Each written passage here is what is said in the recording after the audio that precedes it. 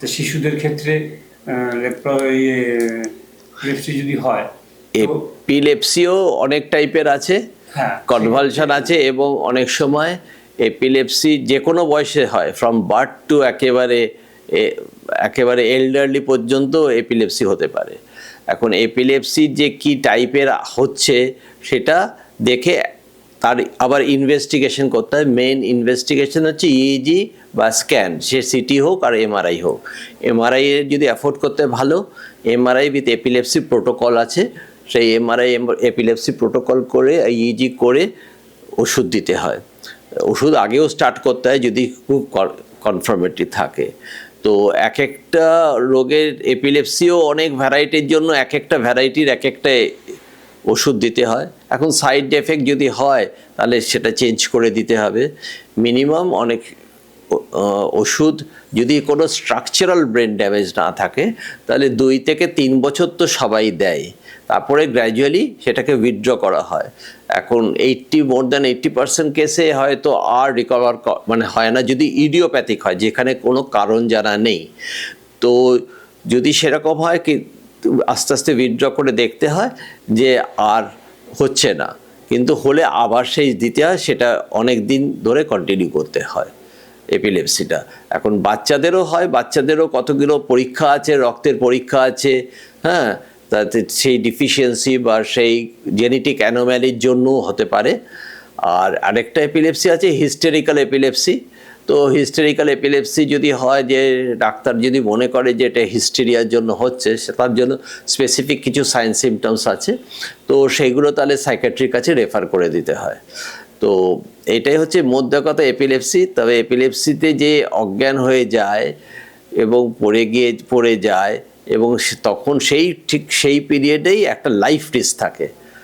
হার্টের বিটের গন্ডগোল হতে পারে, ইনজুরি হতে পারে, তাহলে সঙ্গে সঙ্গেই কোনো এমার্জেন্সি, সে রাত দুপুরেই হোক আর যাই হোক, চলে যেতে হবে কোনো নার্সিংহোমে, অন্তত টেম্পোরারি, যাতে এই সমস্ত কার্ডিয়াক অ্যারিথমিয়া না হয় বা হেড ইনজুরি না হয়, গিয়ে সঙ্গে সঙ্গে যেন ভর্তি হয়ে যায়। তারপরেই সেটা হিস্টেরিক হচ্ছে না অন্য টাইপের এপিলেপসি হচ্ছে, সেটা তখন ডাক্তার এসে বুঝে ইনভেস্টিগেট করতে হবে।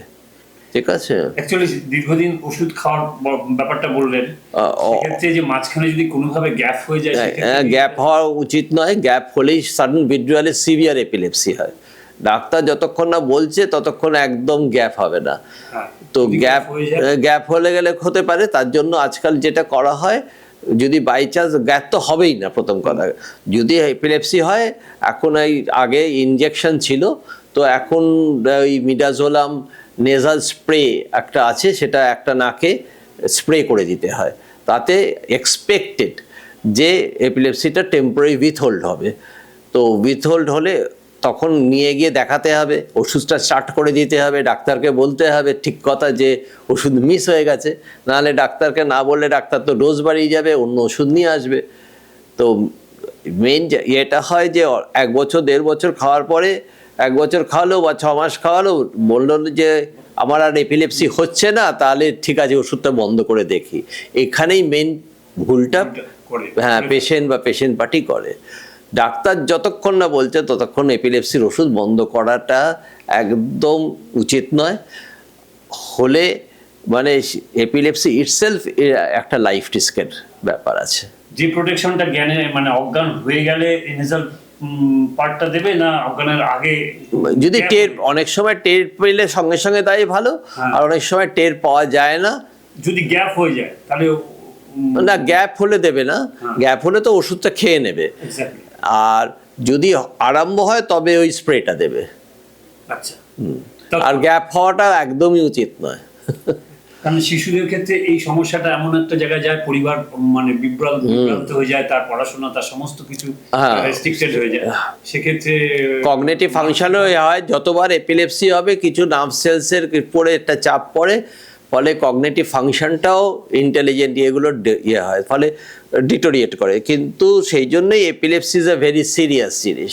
এপিলেপসি কখনো নেগলেক্ট করা উচিত নয়। ওষুধ একেবারে ডাক্তার যা বলেছে সেই অনুযায়ী চলা উচিত।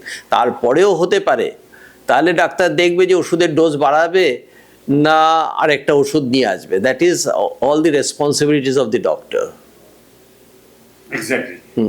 শিশুদের ক্ষেত্রে যে হওয়ার ক্ষেত্রে পরিবারের যে মেন্টাল স্ট্রেস পড়ে তার চলমান জীবনের ক্ষেত্রে, এটা একটা ভয়ানক জায়গায় যাচ্ছে। হ্যাঁ, সেটা তো স্ট্রেস হবেই, কারণ বাচ্চার এপিলেপসি হলে মা বাবা পরিবার সবাই টেনশন হবে।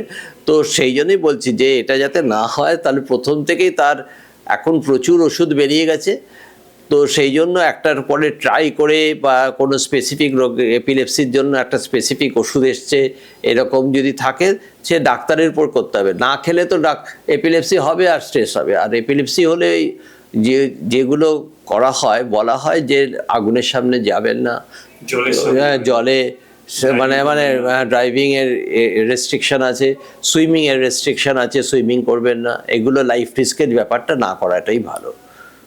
এই